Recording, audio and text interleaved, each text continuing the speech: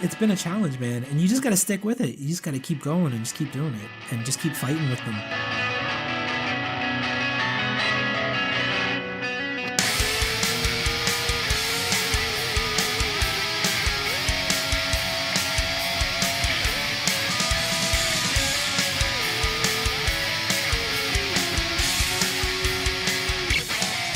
Hello and welcome to the Resiliency Reformation Podcast from Closer to the Whole Resiliency, where I, as your host, Christopher McKinney, along with many great guests, talk to you about living a more resilient lifestyle. If life has you down, I'm here to pick you up, and if you're already up, I'm here to hold you there. So buckle in, hang on, because life's ups and downs are here to stay, but don't worry, because so am I. We have a great show with great people, all who love helping others learn how to be more resilient. So thanks for listening, and I really hope you enjoy this episode. And in this episode, we're going to talk about how to calm the F down. That's right, Dr. Jason Cole is going to talk about just that, his book entitled, How to Calm the F Down. We're going to talk about how to hallucinate naturally. We're going to talk about yoga and meditation and how they can help you be more resilient, and how yoga and meditation can help you to live a more resilient lifestyle. But before we get there, do me a favor, whatever platform it is you're listening to this on, give me a like, give me a thumbs up, leave me a good review, hit that subscribe button. The more subscribers I get, the more subscribers I'm going to get. So if you're already supporting, if you're already subscribing, hey, thanks, I appreciate it. I'm so glad you're coming back. Last episode, I got to give away a free sleeve of golf balls. I want to do the same thing again this episode. I'm excited. I got a free sleeve of personalized, closer to the whole golf balls that I just want to give away. And if you don't play golf, don't worry about it. Somebody you know plays golf. Give them to a dad, give them to a mom, give them to a cousin, give them to an aunt, give them to a friend. It doesn't matter. You're not paying for it. You're not even paying for the shipping and handling. And to get it, all you have to do is email me, closertothewhole18@gmail.com. Be the 18th person to email me when the snippet that was played in the beginning of the show is actually played during the show. That's all you got to do. Be the 18th person to email me when the snippet that was played in the beginning of the show is actually played in the show. Just email me that time. If you're the 18th person, you'll get the free sleeve of golf balls. And again, thank you all so much for listening. Here we go.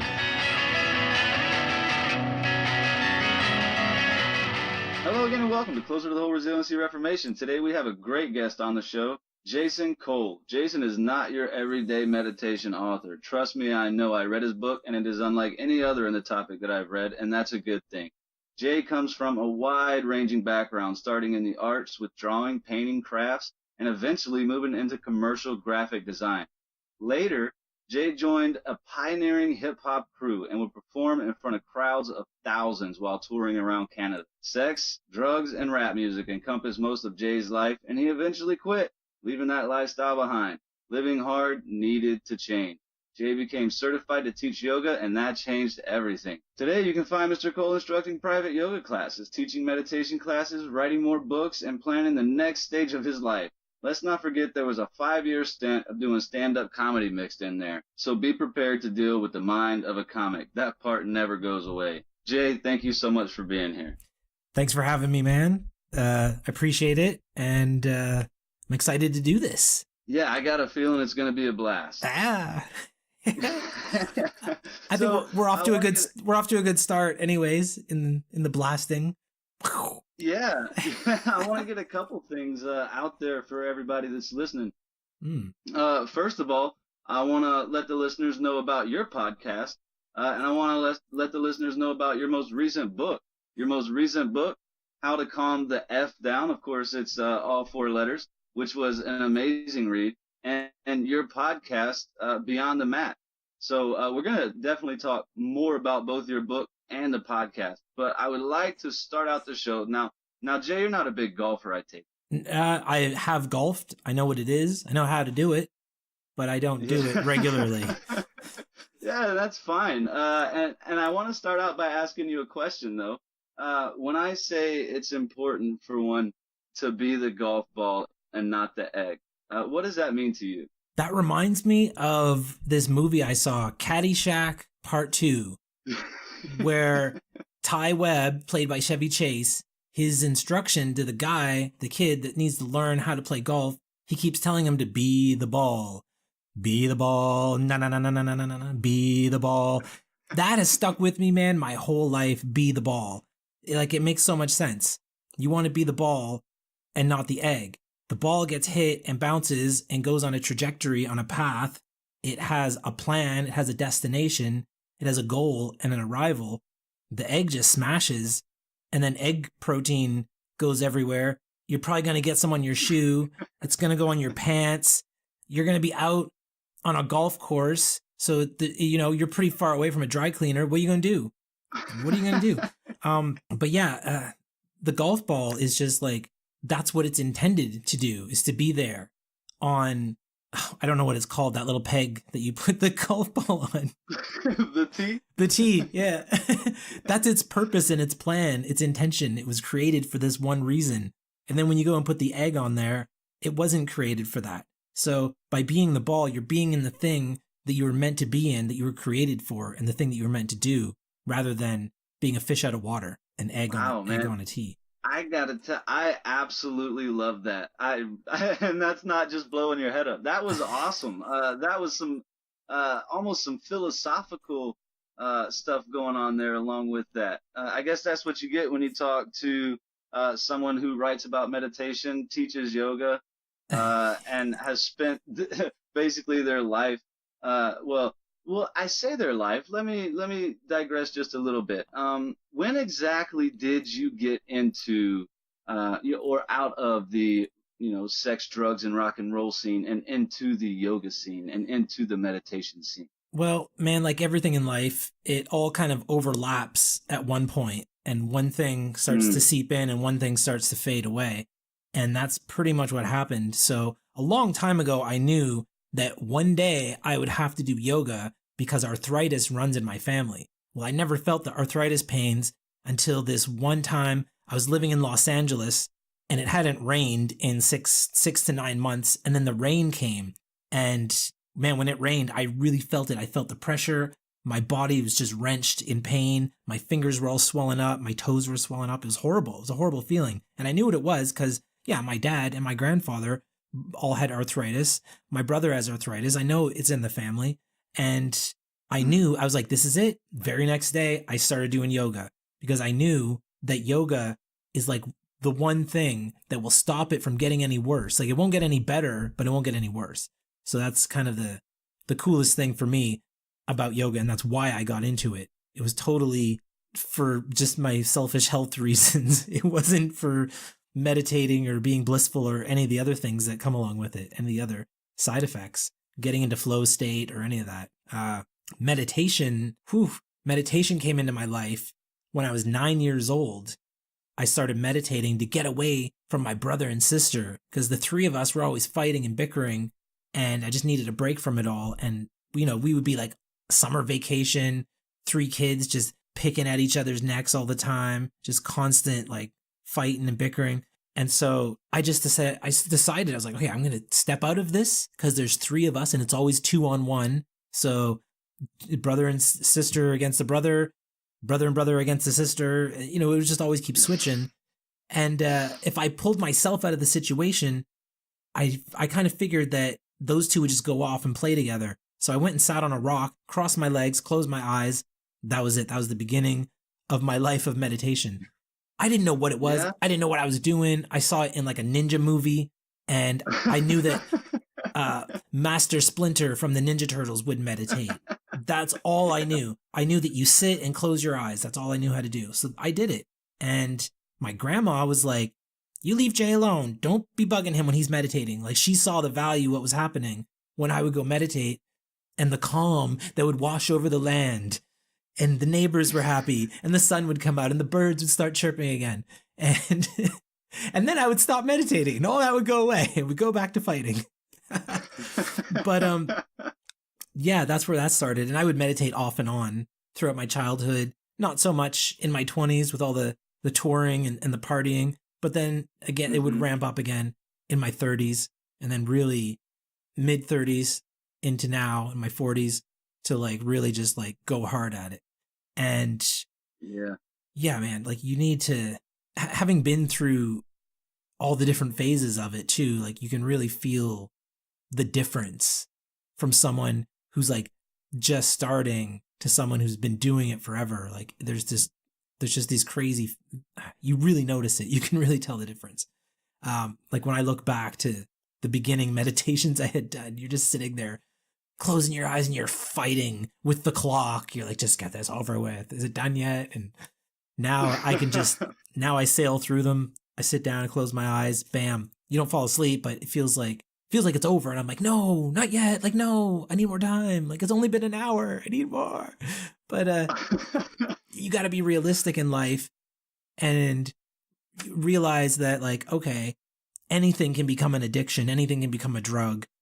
And meditation can be right in there with it. You can, what's the good of meditating 5-6 hours every day if it's going to start affecting your life? And you kind of don't want that. You got to stay on track, got to stay on the ball, right. Got to stay on the golf ball. I think, that's right. I think one good thing you mentioned is anything can become an addiction. And I think where meditation can really help us is it's kind of a known thing that in order to end an addiction, a bad addiction such as drinking or drugs, or even chronic masturbation, which, as a lot of people don't know, can actually lead to depression, you have to start a new addiction. And I think that, if you turn it into 5 hours a day, where it's consuming your life, that yoga could potentially I don't want to say a bad addiction, but maybe could take over a little too much.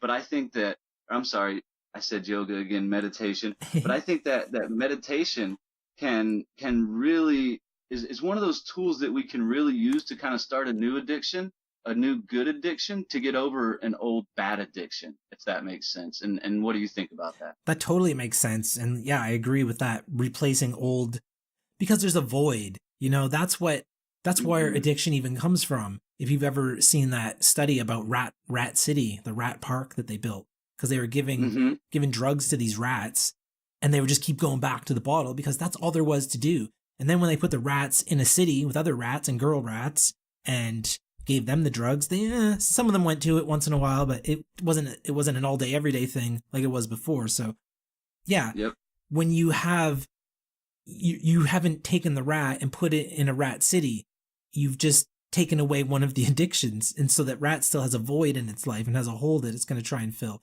But so giving it a healthy addiction is good, and it is a healthier option, but is it always going to be the best for that person or that rat? And, I know it's going to pull them up out of the gutter, out of the rut and everything, but I know some people can just take it to the extreme and just always take it to an unhealthy place. And that, I guess, is where maybe a little bit of therapy might come into play and help out if you have somebody to talk to and kind of guide you through that kind of stuff. Yeah, for sure. So I keep wanting to say the word yoga, so we might as well talk a little bit about that. How has meditation and yoga together? Because side note, I think that the stigma of yoga is starting to go away.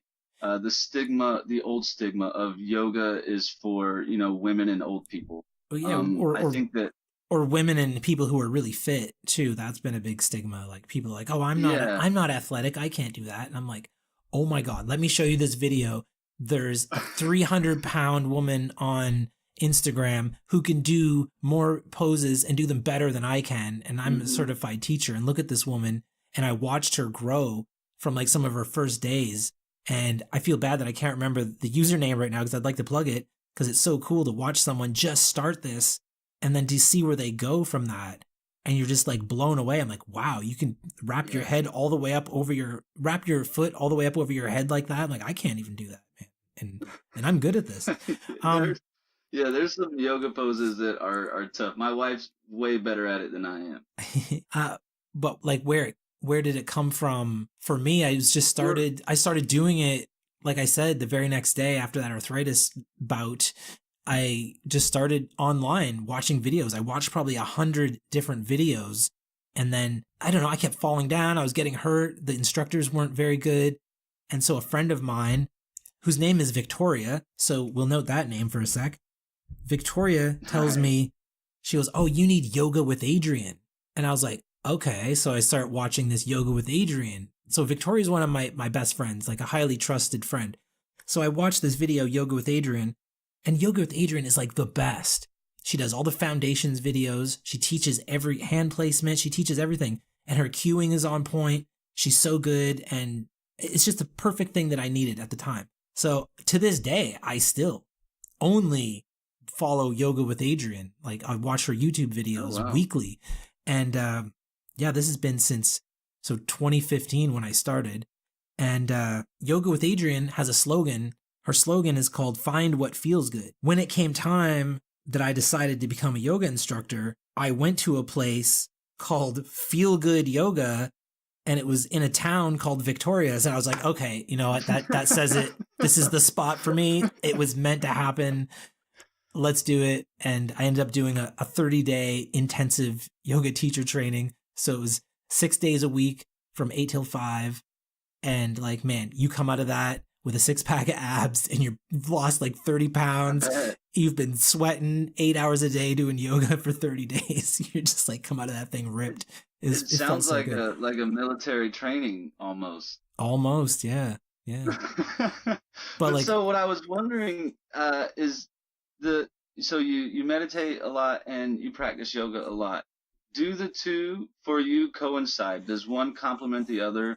Or is it just two completely different things? Well, that's the other thing, because so being someone who started watching these YouTube videos, I didn't even know that meditation was a part of a yoga class. It really wasn't until I had gone to school. So I was only doing it online with Yoga with Adriene, learning that way. But I was like, okay, maybe I'm not doing this perfect. So I did take a couple classes in town in LA. Just to make sure that my alignment was on, that I was doing things properly. Because the teachers love when a new person comes in, because it's kind of like, it's your example for the whole class. You have somebody that you can work with and go like, look, this arm should be over here, move some things around. But they shouldn't make that cracking noise. That was a joke. So that was kind of my only experience, was a couple freebie classes in my neighborhood. So I didn't know meditation was a part of it until I went to school. And then at the end of every yoga class, there's like a 15-minute meditation. Like you lay down and they would say like, don't skip the meditation. This is some of the most important part of this whole class is going into corpse pose, into Shavasana, and doing this meditation at the end. And these teachers were writing their own meditations for the end of class. Some would like just download a YouTube file and someone just read some off a screen or something. But a lot of people, the good ones, were kind of crafting their own unique meditations. That struck a chord with me because I was like, ooh, writing. Yeah. Being creative. Yeah. The other cool thing I realized about meditation was that it is all on a timing, kind of like someone talking on a metronome, and kind of like how a hypnotist speaks, kind of like on this pattern. And they're just talking like this. And so I was like, ooh, it's like hypnotism. So I went home and I busted out some YouTube videos of hypnotists trying to get people to quit smoking and whatnot, and just kind of listening to the speech patterns and how they talk to everybody. And so when I wrote my meditation, it's just generic stuff like, oh, feel the subtle energies coursing through your body as you melt deeper and deeper into the floor. Things like that, right? Like it's easy to come up with. And, but putting it on like that hypnotist kind of timing when I speak to the class, and man, it worked. Like everybody was just like in these trances and in these zones. And then I was like, oh crap, I didn't know how to take someone out of a hypnosis state. So I'm like, what do I do? Everybody's just here in this suggestible state, and I have beautiful meditation music playing, and I'm telling them these things about being relaxed and everything. And then, I don't know, I just had to kind of make it up. And like, when I count to 3, you will all wake up. 1, 2, 3. And I snapped my finger, and then the whole room would just like, oh, and everyone would just like kind of shake it off and come out of this like daze. And I was like, oh my God, like it worked. Like, this is amazing. That worked. Yeah. So that was really cool.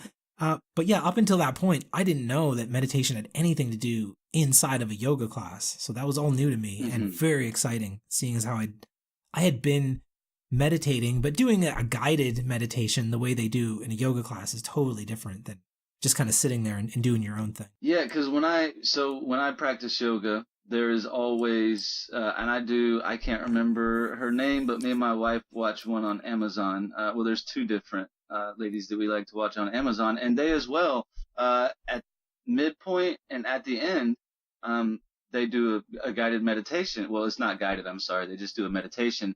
And I'm that individual you talked about in the beginning, where it's like, okay, has it been 5 minutes yet? Like, let's go. And I really want to be able to meditate. I've never, and I think I told you this, I must have watched 100 YouTube videos and they all say, well, you'll know it when you hit the meditation state. And I've never like had that meditation state. And I think it just takes practice.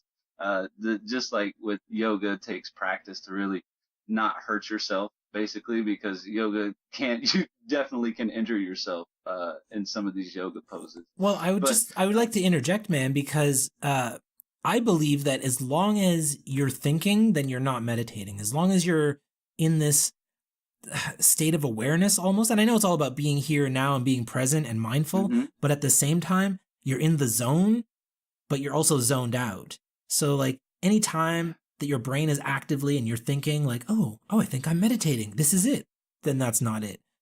For me, anyways, in my experience, the meditation points are when it's that, when you're driving somewhere and you fall asleep and it feels like, and you wake up and you got there and you're like, oh, it feels like just a minute went by. Well, it's because you were sleeping. That meditation is kind of the same as that, but you didn't fall asleep. You definitely sat there with your eyes open the whole time, and the time just kind of warped and jumped you into this other thing. The other thing that happens before that can happen is that I like to just try and like empty my mind out as thoughts come by. I just watch them come in, like, oh, I'm thinking about the taxes again. It's tax season. Oh, tax, H&R Block, and blah, blah, blah, and the spiral of thoughts that come with that. And it all just fades away and it floats away like a cloud in the sky. And then another cluster of these things come through. Oh, the dog has to go out. They haven't cut her toenails in a while. She's going to have to, don't forget the dog bags, because you always forget them in the park. You got to go deal with that yappy dog down the street. And then that goes away. And eventually, all of the stuff just starts to go away. The more you can recognize it and not hang on to it, not let it be a part of you, it just kind of floats away. I mean, and that's like a basic meditation. And then I get into the mantra meditation. So I just kind of repeat a mantra over and over again. And that, honestly, the transcendental meditation with mantras is like the best thing I've ever done. And yeah, and you talk about that in your book. Yeah, and just to be certain, like, I don't represent them. I don't get paid by them. In fact, I did a YouTube video kind of like exposing what's the secret to transcendental meditation. And there's just tons of like TM people on there trying to like discredit me and like call me out and calling me a clown and everything. And I'm like, whatever, like it's bound to happen. I understand that. Haters gonna hate. Haters gonna hate. Potatoes gonna potate. But yeah, to have like so many people just like all of a sudden, like there will be like a comment from someone who just opened his account yesterday and I'm the only person he's liked a video or commented on. And it's like, okay, yeah, where did you come from? Like, so, and I understand that it's like taking food off someone's plate in the TM industry, but they make so many thousands of dollars. It's like $1,300 to take the course to learn how to meditate with a mantra. And I don't know, I just felt weird about it. And I felt like, I mean, me selling a meditation book, I see the irony in where my hypocrisy is coming through here, but I definitely don't put it on the same level, and especially the way you describe the amount of money they make in the book, and you talk about how this is the same one where once you reach a certain level, you're going to want a next level, correct? Yeah. So you get to this point, you've been in a deficit, and you've brought yourself up to like the zero level, to base level, and now it felt like a high because you were in the negative and now you're up and that feels like a high, but you're just back at a plateau, you're back at zero. And then you're kind of chasing that like, well, I need the next high. And there's always going to be something that they have to sell you. There's going to be breathing exercises you can do that will kind of elevate you a little bit. There's going to be even the yoga and stretching that they incorporate will help like elevate you. There's always going to be another package and a higher level to try and get to. I don't have an issue with the TM people, man. They do so much good stuff.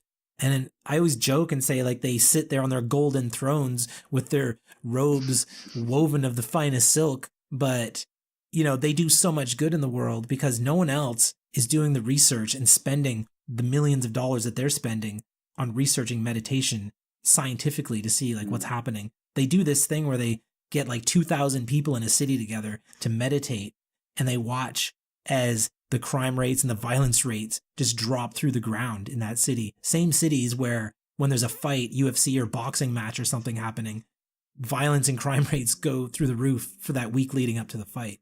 So there's definite like some strange evidence that's happening, and the TM people are definitely at the forefront of researchers. So I just got to say that as much as I like to poo-poo on them for charging and I like to make fun of them, I know they do a lot of good stuff too. So if you guys are listening, that's awesome. Don't hate me there. Don't hate me, TM guys. I'm on your side. We're all together in this thing.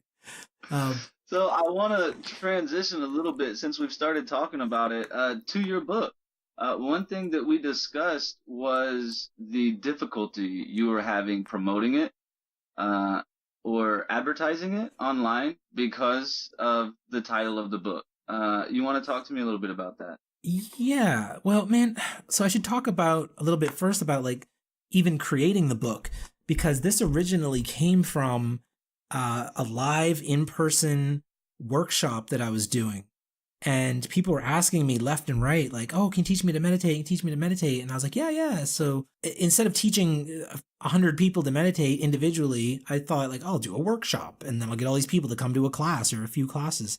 Well, I think 3 people showed up and 2 of them worked at the venue that I rented. So it's like, okay, that's not very good. And I did it a couple more times and still like, 3-4 people would show up. And I'm like, this isn't how I designed it to teach this to just 3 people at a time. Like I had I had a whole course written and everything, like a teacher standing there bouncing a ball and you throw it at one of the students and they throw it back. Like I had little games planned and everything. I'm like, this isn't going to work with 3 people. So I ended up just not even doing it at that point. Yeah. And so then I went home and I thought like, okay, people continue to still ask me, can you teach me to meditate? I'm like, well, you didn't come to my workshop, so what do you want? Like, I did this whole thing. For everybody. There were posters put up in the town on every telephone pole and in the post office and everything. There was a Facebook group made. There was ads sent out. Like it was a big thing, and everyone kept talking about it, and no one showed up. So, I thought, okay, if someone asks me again, like, oh, how do I meditate? Maybe if I had a book in my bag, I could just pull out a book that I wrote and go, here, I don't know, toss me $5 or something. That was kind of as far as I was thinking about it. So I wrote that book. I used all the speaker notes from the PowerPoint presentation and rewrote it into a meditation book that kind of talked about some of the different styles and more about my own style. And it didn't have any of the cool stories that this one has or anything, this book, this version. And then at the end, I was like, okay, this book sucks. It's just another new agey, hippy dippy, woo woo nonsense that you're gonna find this thing in a discount bin at the back of your local bookstore 10 years from now for like $1 or something. And I was like, that's not really what I planned to do with this. And as I read it, I was just like, this is nonsense. Like the people who were asking me to meditate at the time were like farmers who lived out in rural Nova Scotia, which is the opposite end of the country that I'm at now. Mm-hmm. So I'm in British Columbia. Nova Scotia is the complete opposite end. So I've got like hillbilly farmers who are interested in meditation. They're not going to want to read all this hippy dippy mumbo jumbo with Sanskrit words and everything like that. So again, I just took the whole thing, I put it up on the shelf, and it was probably 2 years after that, I was walking down the street here in Victoria, BC, and I went by a construction site and these dudes were just like duking it out, fighting, throwing wrenches and everything at each other. And every employee stopped what they were doing. They all huddled around and gathered around the fight. It looked like a high school fight going down. I'm like, what is going on? And jokingly, just through my mind, I just said, oh, if anyone needs meditation, it's those guys. And that was it. I was like, oh, that's who my book is for. So I raced home on my bike and I just started rewriting this book. And the book was written and I still didn't know what to call it. So seeing as how it's aimed at a blue collar workforce, and I knew what my book cover was going to look like already. So I've got like a hard hat, a yellow hard hat. There's like blue plaid, a blue jean, blue denim, and a work boot. And I knew it was going to look like that, but I didn't know what the title was going to be. And then I don't know, it just hit me one day. I was like, oh, how to calm the F down. And I thought that would be brilliant because these guys, like I've worked in these jobs before. I've worked hard labor jobs. I've done construction. I've done contracting. I've done all this stuff. Rough around the edges, very kind of chauvinistic kind of guys, very dirty mouthed, very dirty minded, like to argue, like to fight, beer drinking, horse riding. And then it just hit me. I'm very macho. And it just hit me. I was like, I know how to calm the F down. It has all the imagery in behind with the clothing, with the outfit. And it has a big F word on the book. It's going to jump out. It's going to grab people and shake them and say, hey, look at me. And I thought that's perfect. So the book has been published. It's on Amazon.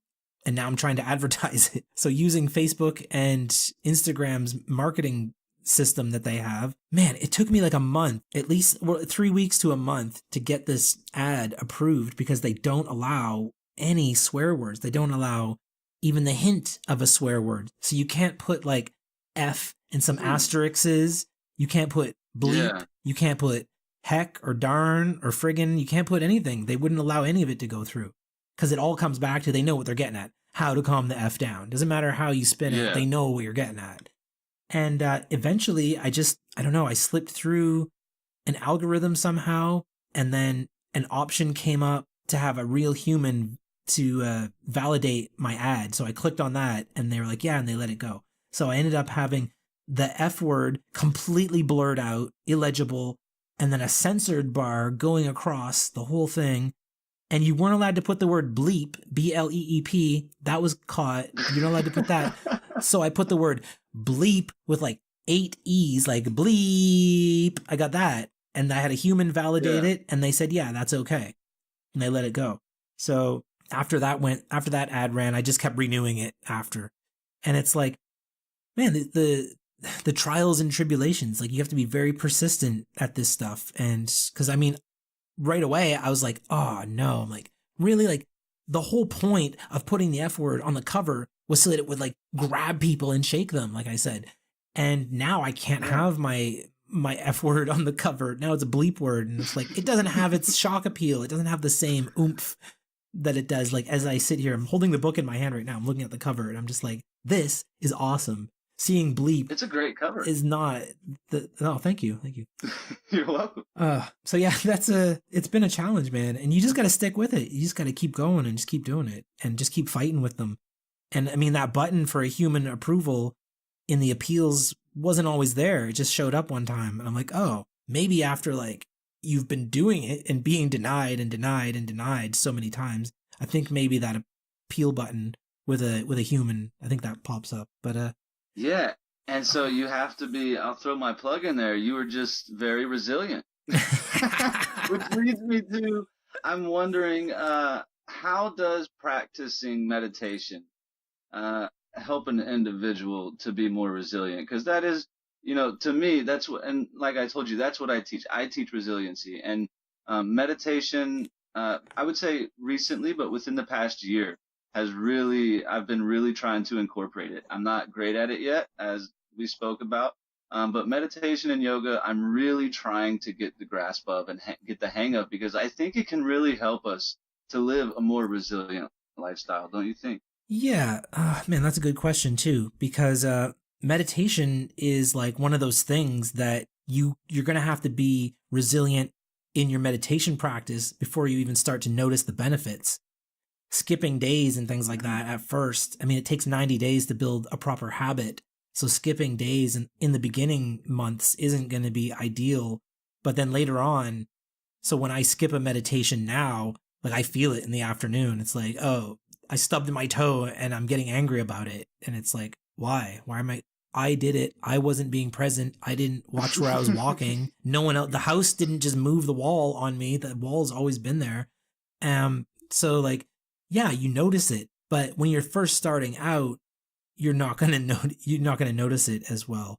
So yeah, by keeping persistent at it, it'll help.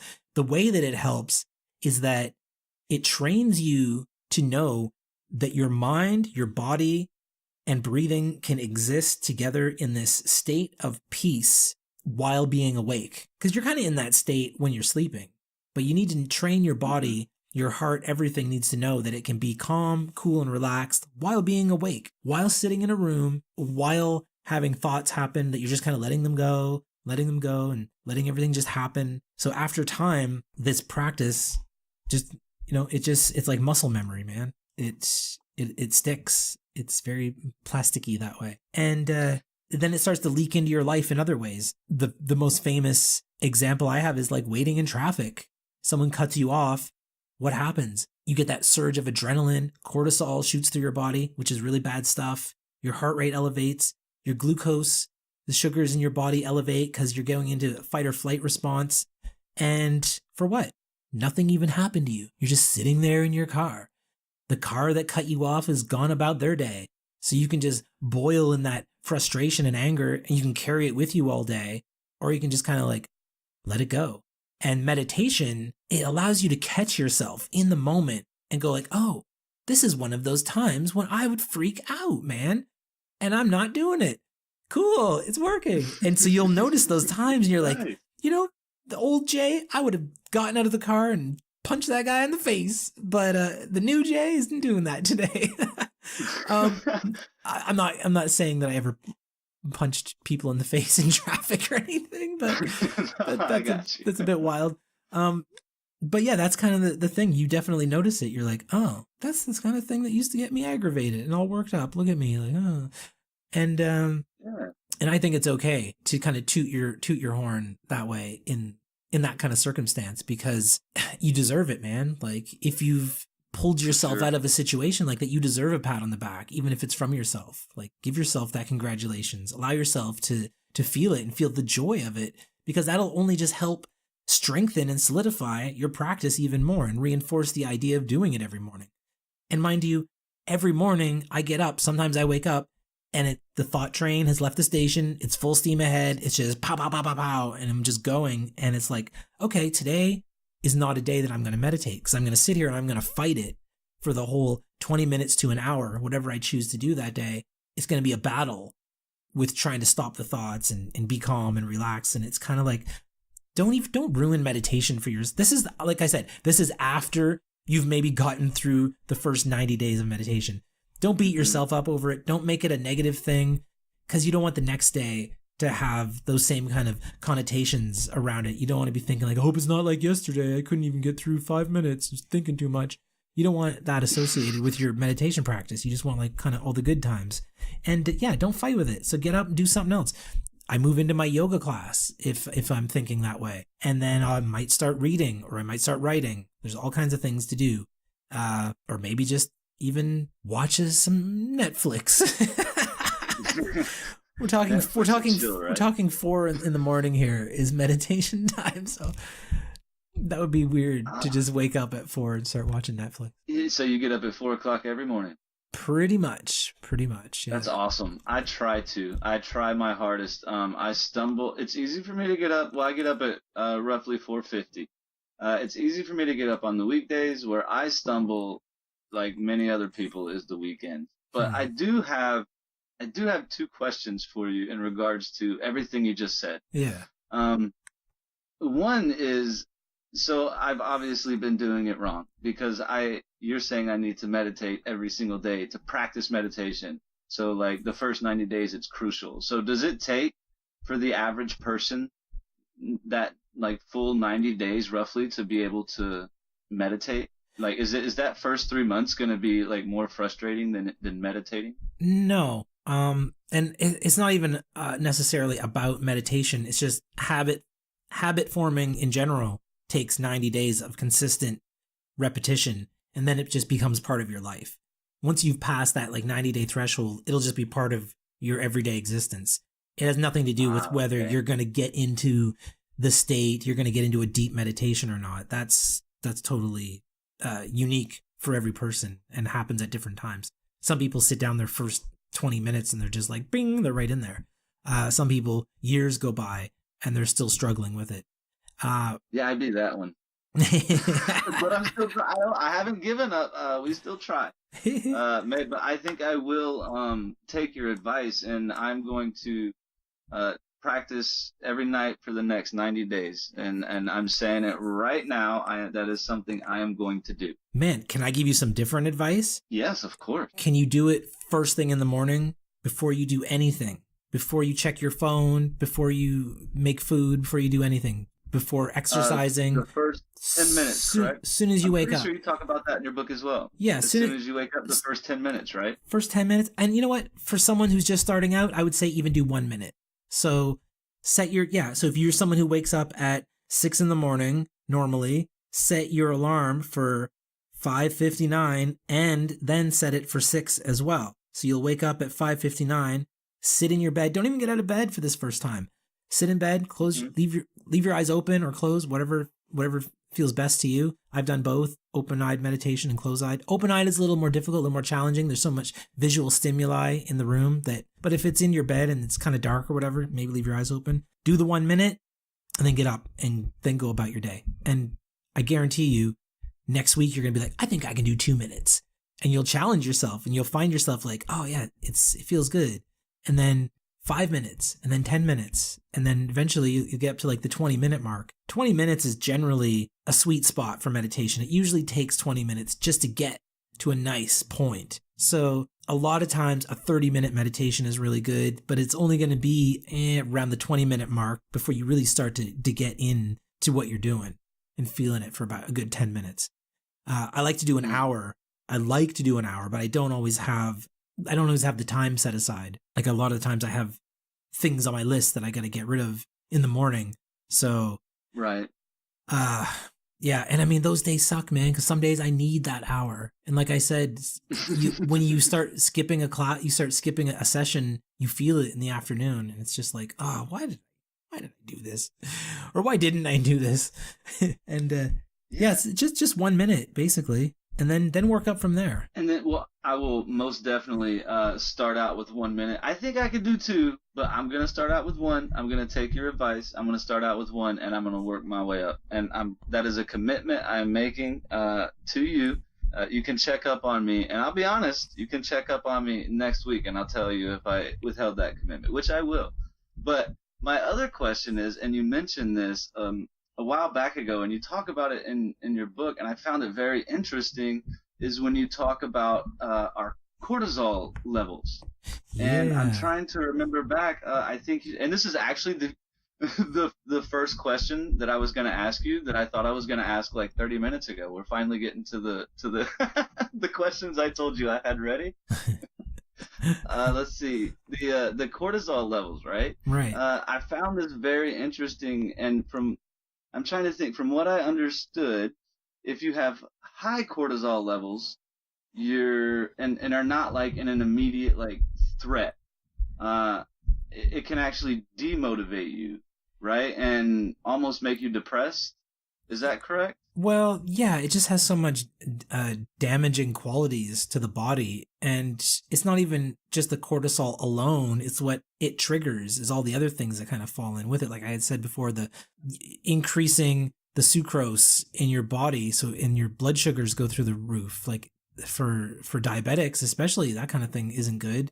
And what does everybody do at night? They sit down in front of the TV and the news tells you a bunch of bad stuff and gets your heart rate going and gets you all worked up. And again, there's no immediate danger in front of you. You're in the safety and comfort of your home on a couch, but your body's in fight or flight mode and you can't figure out why your insulin is all wacky. And it's like, okay, well, right. I think the mental stimuli coming in through your brain, through the brainwash box is affecting things. Yeah. And man, I don't know how you get people out of that, because it's just kind of like how our society is. Like, there's no way I could stop my parents from sitting down to the 5 o'clock news after dinner. There's no way. It's something they've done my entire life. So they've been doing this 40 years at least that I know of. And there's no way to snap them out of it. It's just a part of it. And yeah, they'll sit there and next thing you know, I can see my dad's like clutching the edge of the chair and he's squeezing the couch and he's getting worked up because of something on the screen talking about another country or something, or bad things are happening. And it's like, yeah, but that's not here, man. That's not here. And it's funny that I say that because my dad's the same guy who, when I would freak out about conspiracy things, Like I remember freaking out about 2012. Like, it's all over, man. It's all coming down around us. We got to create a bunker, Dad. We got to dig a hole. And he's like, son, do you know how many of these have happened? These have been happening every 10 years of my life. They say the world is going to end because of this or because of that. And he just looks around the property. He's got a farm. So he looks around the property. He's like, I don't see anything going wrong over here. And so, like, you know, it's an ignorant bubble to be in, but you know what? He's right. It's safe. Nothing is going to happen. Even if invaders did ever come to this country, there's no way they're going to go way out into the boonies where he lives. There'd be no reason to. Like, it's just so far remote that no one would ever go there. Too many mosquitoes. That's awesome. I love being that remote, by the way. You know what? It has its pros and cons, of course. You know, you run out of your favorite coconut milk and guess what? The nearest city is 45-minute drive on a highway, straight driving. That is definitely a con, yeah. Like, oh, okay. Better, I guess we're buying for the month here, I guess. So yeah, I mean, that's just how it was living there in the country too. You'd buy for the month. So it's like, wait till it's on sale, wait till all the sales come out, and then we're going to buy whatever the thing is that you're going to buy. And you're going to buy 50 of them instead of one. I don't know. I like how I live in a city right now, and I just go get fresh vegetables every 2 days. Like, I don't really stock my fridge. I buy for every 2-3 days, and that's it. Mm-hmm. I kind of have that problem too. I'll buy too much, and my stuff starts to go bad because I didn't get to it quick enough. So just by buying, like, you know, 2 or 3 sprigs of broccoli or crowns of broccoli, few pieces of celery. I don't even have to buy the whole celery stalk. They sell them individually. So I can only have to buy 3 or 4 pieces of celery for whatever I'm going to make. And yeah, man, I've been in some wacky diets. I like to do the wacky Hollywood diets as they come around. The last one I did was the ketogenics. That was interesting. Oh, the keto. The keto, yeah. The high fat, low carb. Yeah, and I've heard a lot of good things about that if you do it right. And I've heard people saying, "Well, I'm on keto," and then they take advantage and think because they're on keto they can eat 10 pounds of bacon. And it's like, no, that's not how that's supposed to work, I don't think. No, man. Well, that'd be too much protein anyways, and the protein actually converts into sugars, so I'm told. And that can just take you right out of ketosis anyways by eating too much protein. And you're supposed to weigh your portions and everything like that. And this is kind of where I ran into trouble. I was like, man, I don't feel like weighing my food. They're like, well, you're allowed to have 20 to 120 grams of carbs. Don't you want your carbs? And I was like, how about I just cut out all the carbs? So if it has carbs in it at all, I just don't eat it.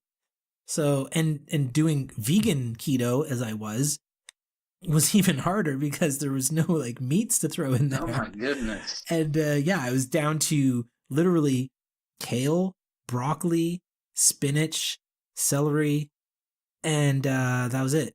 Because I cut out pepper.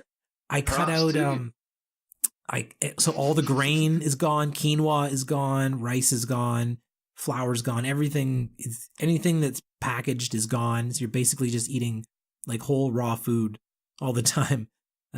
Throw it in the steamer for a few minutes. But then I was still getting these like red blotches in my face. So I had to start cutting out like the peppers, the hot peppers, the red peppers, the green peppers, the jalapenos. I cut out all that stuff. I had to cut out all the spice. Just think of something simple like a spice shaker. Like, oh, that's a heating food. Like in kind of like Chinese or Ayurvedic medicine, there's heating and cooling foods that cause different issues. And you should eat more heating foods in the winter and more cooling foods in the summer. But heating foods for me, like really give me these skin flare-ups. And it took forever. It was only in the last year that I figured out finally I can't eat heating foods. Like I can't have those. So that's why I'm down to like just some spinach and broccoli. But man, I'll admit it to everybody because I've been vegan for so long, for so many years. And then doing this wacky diet, something happened inside of me. I started feeling weak. I wasn't able to get to my clients every day. It just wasn't at my 100%. It wasn't at my best. And our neighbor has these chickens in the backyard, and we were chicken sitting the chickens, and we were collecting the eggs and putting them in the bowl in the fridge for the dog to have. But man, for whatever reason, I don't know, I couldn't even stop myself. I just saw those eggs sitting there, and it's as if I like saw red. And I just got this unquenchable hunger. And I just grabbed some of the eggs and I threw them in a pot and I cooked them up. I looked at the dog. I was like, we're eating good tonight, because I gave her like 3 eggs and I ate an egg. And man, I felt this energy and this power coursing through my body. Like my veins felt energized and powerful. And I went about my day and I was able to like tackle everything better than I had been for many months. And I just felt so incredible. Eventually, I tried to reintroduce some fish back into the equation as well. And that is the same thing, just this crazy coursing of energy and power. And then I noticed it's like you start to get immune to it. So like, well, now I need to eat 2 eggs every morning to feel that power. Oh, well, now I need to eat 4 eggs. Like that's what I was up to, 4 or 5 eggs, just to feel the power of what I felt in 1 egg like months ago. And it's the same with the fish too. Like, man, this kind of sucks. Like it's not financially feasible to eat 4 or 5 eggs every morning. Right. So yeah, I've been I don't know. It's a delicate balance. It's always like a thing that I'm fighting with and working with. It's a big experiment. I would like to try different wacky diets that are out there. I'm interested in the fruitarian. That would be fun to try. People who just eat fruit. Yeah, I could do that during the summer when it's watermelon season. I'd be good to go for that one. Yeah. Like they just eat like fruit juices and juicing and all that. But man, I don't know. The thing about me is that I don't react well with sugars. So it kind of hurts my teeth, it hurts my belly, makes this flubby fat stuff happen around my waist section. So I try and keep it at such a low minimum that I'll only have like a treat once in a while when I'm not doing the keto. And just spending life in ketosis has just been so beneficial. And I know it's not for everyone, and I know not everyone can do it. But you know what? Even if it's just for like a week or two that you can kind of get in and out of it, you'll definitely reap the benefits. So I don't know how this ties in with yoga or meditation, but it's a big part of my life. It's great because it's very interesting. I love it. I've actually been thinking about it. My brother did the keto as well, and he took it very seriously for 6 months, and he looks better than he ever has right now. Matthew, I'm talking about you. Yes, he does. He looks better than he ever has. My wife's vegetarian, borderline vegan. I think the only thing that stops her from being a vegan is she eats eggs, and occasionally fish.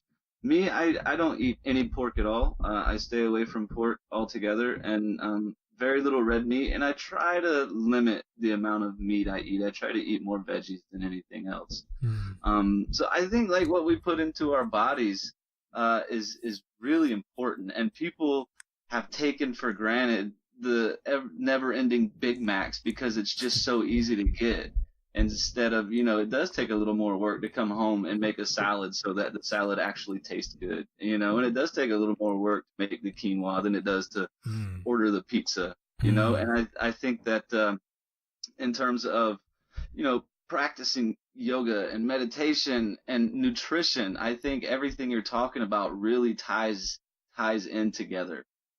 Yeah, like hopefully anyways, because it all starts with what you eat. What you're putting into your body is the fuel for your body, and there's going to be leftovers, there's going to be byproducts from it, from the fuel, residue left over from the fuel.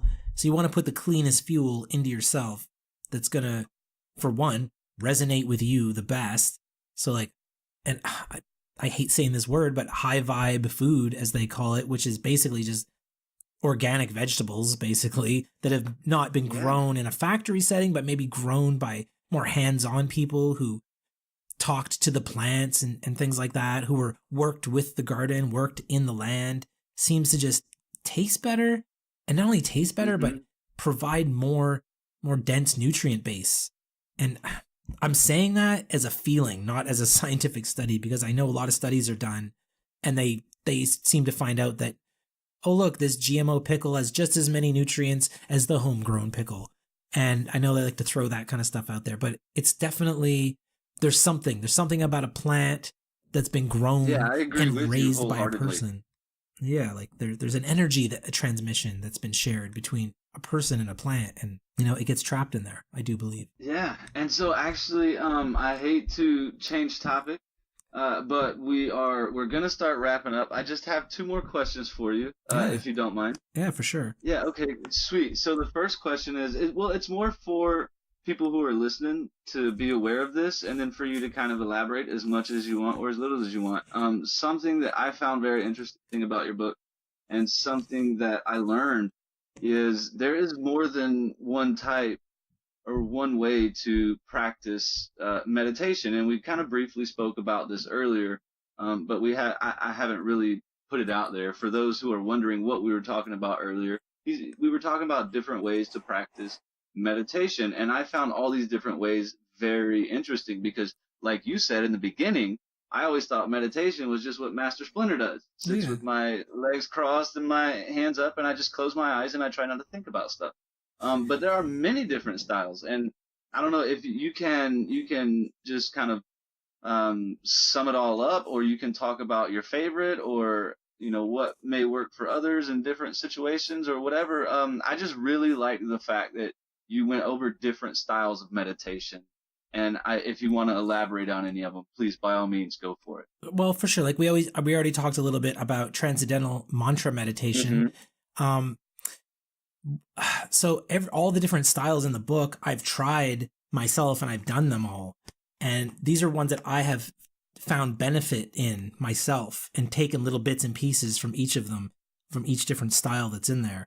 So like one of the newest ones would be, like the loving kindness meditation. And it's kind of like you're meditating on sending. So instead of like clearing your mind and all this, you're thinking positive, happy thoughts about yourself, but also externally. So rather than making it like a selfish thing as you're sitting there, me, all about me, like, isn't this great? You start to reflect outwards instead, and you're trying to send love and kindness meditations to other people. So like at one point, you might even be sending them to your enemy. And then at one point, as the lady in the book says, it's like a quoted thing that I captured from a lady, Sharon Salzberg, I believe. She says that, so you're sending this love and kindness energy to an enemy who's going to feel that, and it might change them. And it might change them in such a profound way that they're no longer acting in lines of being your enemy anymore. And then you might run into them, and you still might have that in your heart, like, well, this is supposed to be my enemy, but I've been sending them love and kindness, and they've changed a little bit, and you're like, oh, what do I do? So like, you can kind of run into some issues like that.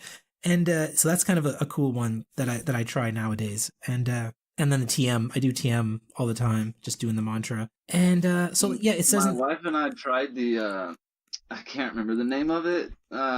You breathe in fast 10 times and then you breathe in slow 4 times, and you try to match that pace. Right. You talk about it in your book. Holotropic breathing. Yeah. Yes. How did that work out for you guys? Tried it. So I felt dizzy for a little bit there at first.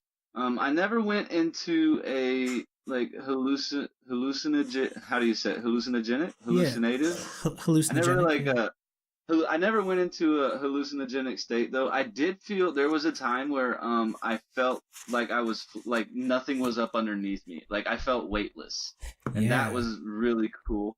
I'm gonna try it again though. I'm gonna do it tonight, and I'm gonna see, maybe because you had already been doing meditation, it came more naturally to you. Possibly, yeah. But it definitely though, when you're finished, it's a weird feeling of tired but relaxed, if that makes sense. It was like a weird feeling, like my body felt at a relaxed state, but I almost felt like I'd just done a workout too.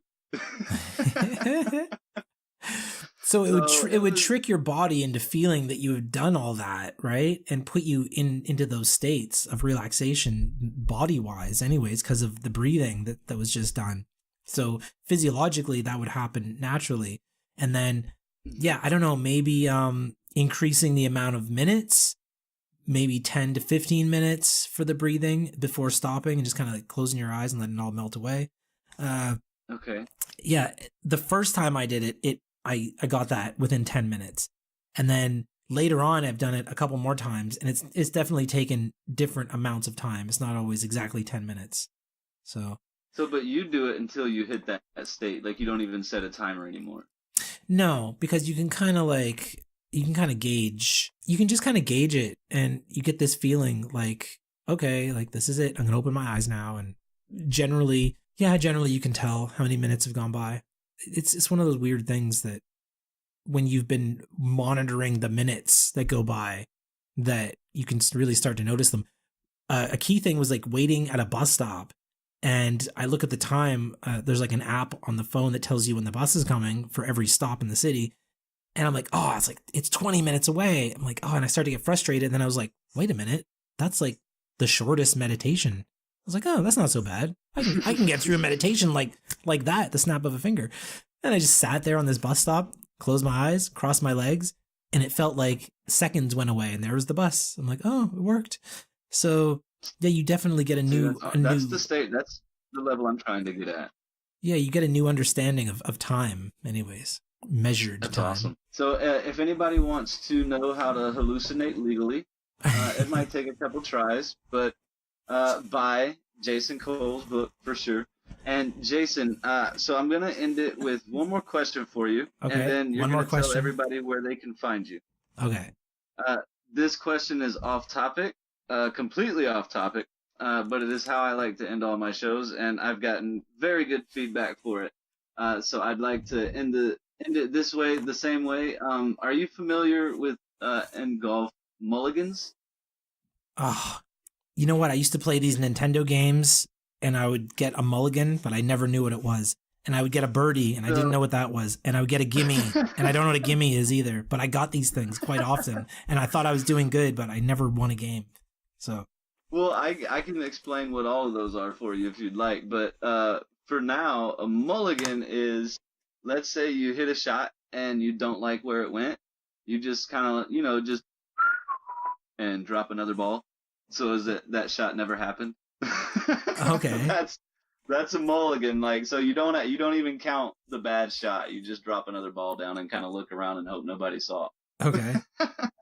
So the question is, so golf is a game of 18 holes, right? Okay. And so take your time and think about it if you need to. But if life were a game of 18 holes, like golf is a game of 18 holes, what hole do you think you would be on right now, and how many mulligans would you have taken to get there? Ooh. Well, I would be at, I would like to say that I'm over halfway, but I don't want to think that I'm halfway done my life yet. So in the grand scheme of things, I'm still a baby in this consciousness.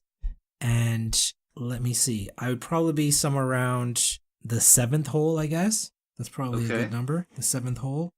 And all right. How many mulligans?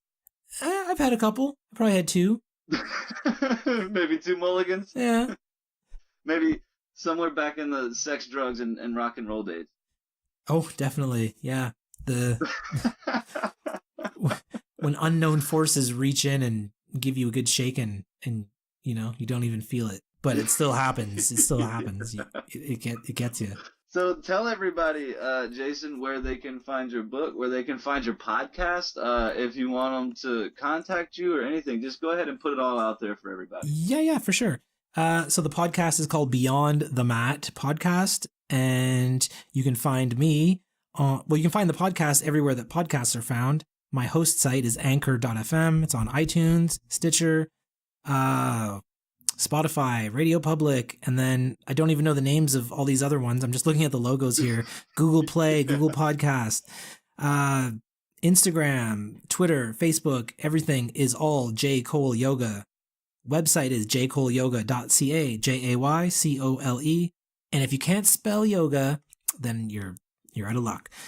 One more thing I'm going to do, everyone who's listening to your show right now, send me an email. The first 5 listeners will get a copy of the ebook of How to Calm the F Down, which is also available on Amazon. So in the subject line, just write the word golf ball, in the subject line. And my I email like is it. quite simple. It's J-A-Y, at jcoleyoga.ca. So the first 5 emails, subject line golf ball, will get a copy of the ebook. Awesome. Hopefully you get 100 emails. Hopefully you get 300 emails, but only the first 5 are going to get the book. That's right. Okay, awesome. Hey, Jay, thank you so much. I can't thank you enough for being on the show. And if anybody wants to contact me, you can.